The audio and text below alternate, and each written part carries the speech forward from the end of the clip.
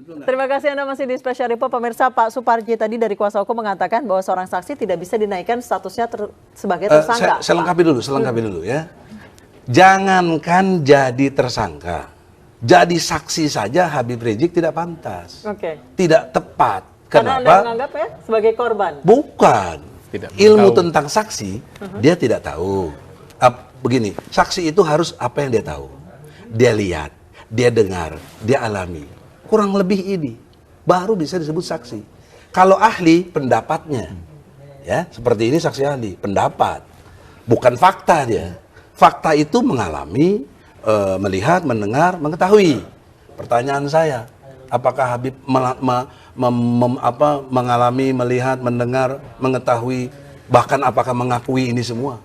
Tidak. Jadi logika hukumnya tidak pantas jadi saksi. Cek Sunda mah komode masa mau jadi tersangka.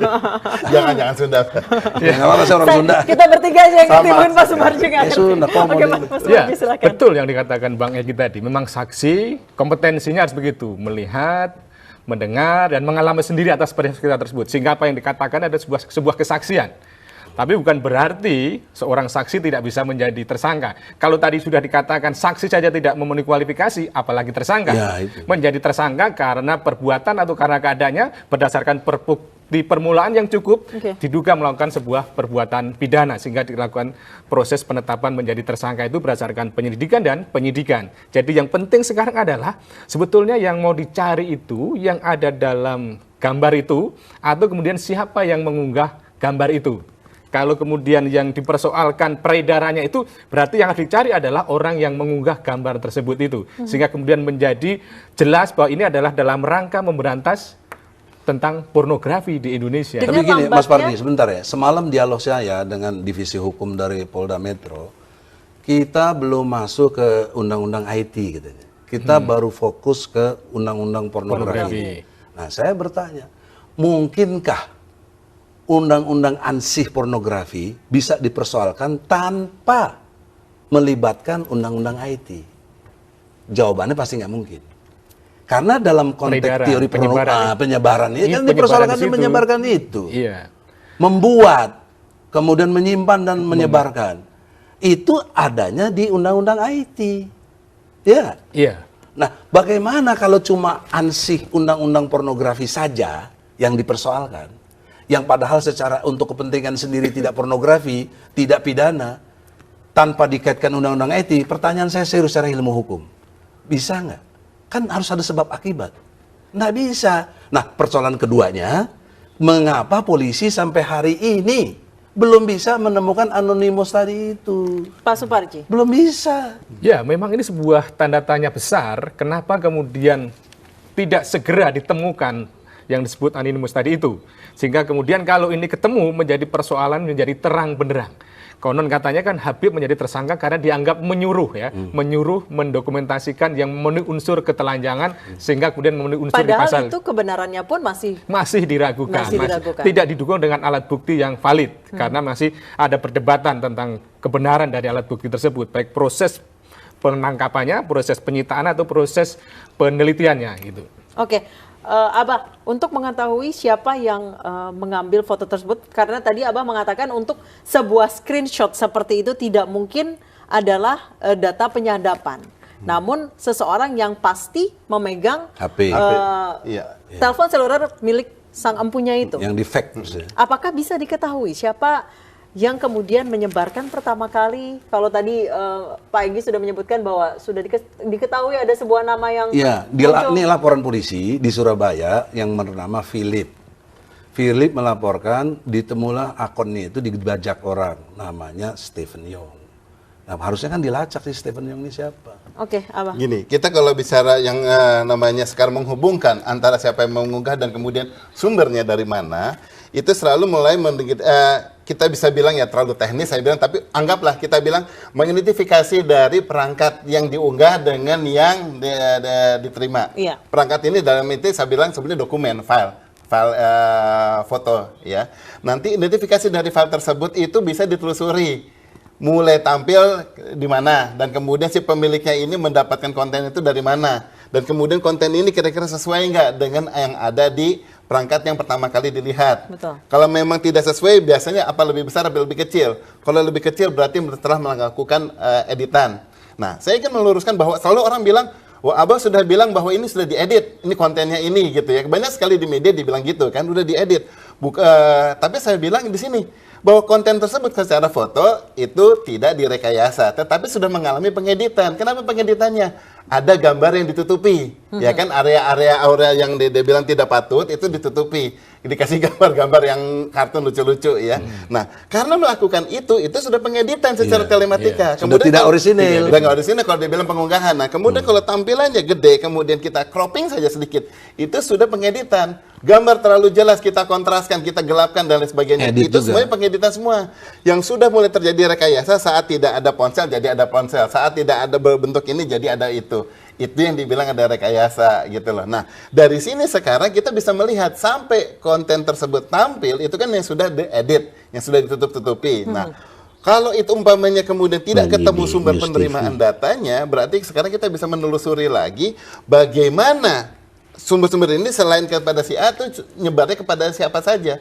Karena bisa jadi saja sampai kepada si pelaku pengunggah, ini bukan lewat ranah digital, tetapi dalam arti telematika yang istilahnya transmisi ya, tapi lewat misalnya dikasih Tapi USB flash disk, maaf, kemudian diunggah. brother, kembali ke pertanyaan pertama Mbak Nisa. Siapa yang pertama dari HP? Bisa ketahuan. Ya, siapa bisa itu? Yang pegang jangan nanya handphone. saya dong. Ya kan ahli. Nah, nanti kalau saya utarakan Kata Nabi tanya pada ahli. ada ahlinya, tetapi kan nanyanya ini bukan di ranah hukum. Kita kalau di talk show nggak mungkin, saya nggak ada kepentingan saya harus Jadi ajarkan melalui- Anda. Foto tersebut sudah melalui editan, namun bukan wajah dan tubuhnya. Bukan rekayasa di wajah tubuh. Hanya menutupi Bagian-bagian tertentu. bagian-bagian Bagian oke. tertentu. Itu Nah, editannya kalau di kayak situ. gitu, Pak Suparji, apakah memungkinkan untuk dianggap sebagai atau dituduhkan pasal pornografi seperti itu? Ya, sekarang siapa yang mau dituduh kan? Ya, kalau kemudian yang dituduh Habib, ya tidak terpenuhi unsur di situ kan? Enggak ada unsur. Terus kalau kemudian yang dituduh Firza, dia jadi korban malahan kan? Berarti yang bisa dituduh adalah siapa yang mengedarkan di situ, gitu loh. Sekarang siapa begitu. sasarannya di situ? Itu benar. Gitu. Maka ini yang perlu ditelusuri kan, sekarang menjadi bias ini arahnya kemana kita tidak tahu nih. Sekarang Firza sama Habib yang sudah menjadi tersangka, padahal dua orang itu belum tentu juga pelakunya, tapi yang jelas sudah beredar itu loh. Yang jelas-jelas sudah bisa dipastikan itu sudah beredar, berarti ada yang mengedarkan, dan itu yang harus dimintai pertanggungjawabannya gitu. Oke.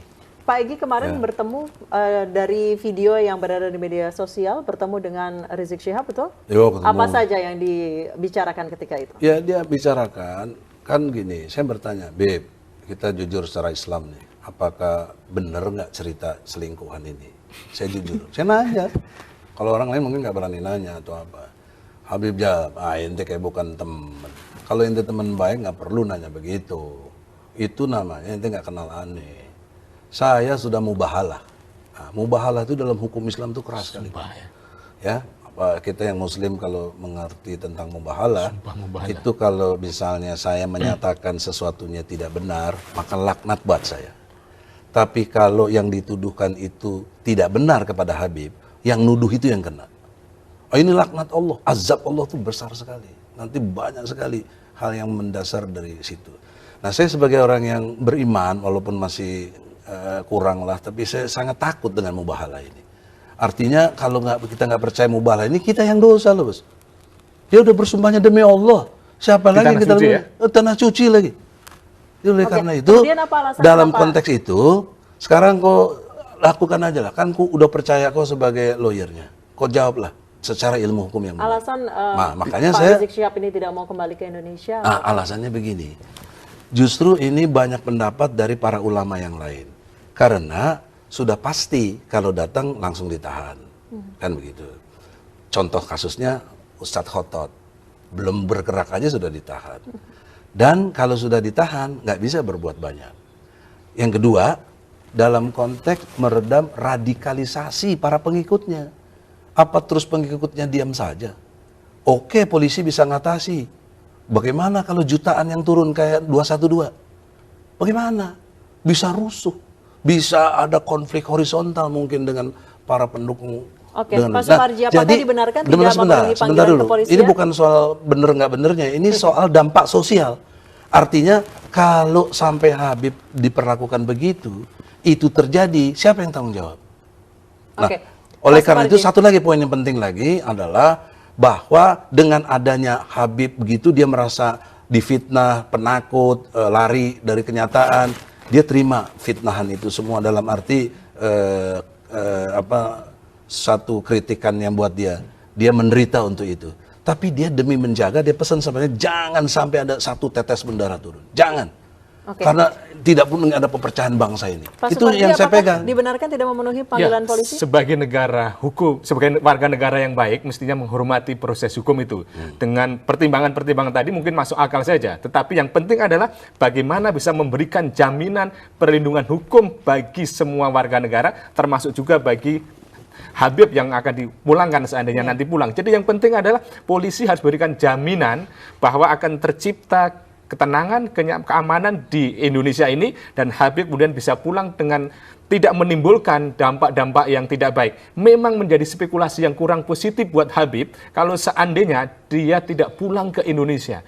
Berbagai fitnah, meskipun beliau itu menerima fitnah itu, tetapi itu menjadi sesuatu yang kurang baik. Menurut saya memang lebih baik sebagai warga negara yang baik, bertanggung jawab, memberikan keterangan sesuai dengan proses hukum. Ada dua hal penting ya, saya bantah ya. Karena saya mengalami ke sana, tahu persis gitu. Pertama adalah Anda bilang menghormati hukum. Itu lompatannya sudah jauh. Harusnya bertanya dulu, apakah polisi menghormati hukum dalam melaksanakannya ini? Kan enggak, sudah jelas diskriminatif sejak awal. Bagaimana kita mau menghormati hukum sementara pihak kepolisian tidak menghormati hukum? Jangan dibalik begitu dong. Itu satu. Kedua, Anda berani nuduh Nabi Muhammad tidak baik ketika mau dibunuh hijrah ke Madinah dari Mekah. Berani Anda bilang Nabi Muhammad tidak baik. Itu strategi, dimensi kemanusiaan. Jadi apa strategi yang saat ini tengah disusun oleh Rizik Syihab? Itu Pak tadi saya sudah mengatakan Habib sangat rugi diperlakukan begini. Tadi dianggap kurang baik segala macam. Tapi demi jangan sampai terjadi pertumpahan darah. Anda apakah jangan memang kira. sudah ada pergerakan massa di Jakarta? Oh, Anda jangan lihat begitu dong. 212, sebelumnya 411. Tapi itu kan aksi damai, Pak Egy. Iya, itu damai kenapa? Karena memang tidak ada apa-apa. Tapi kalau semua rakyatnya tahu atau pengikutnya tahu bahwa dia diperlakukan tidak adil seperti ini, gimana nggak ngamuk? Jangan kan kita lihat aja supporter bola coba. Bola, urusan apa bola itu?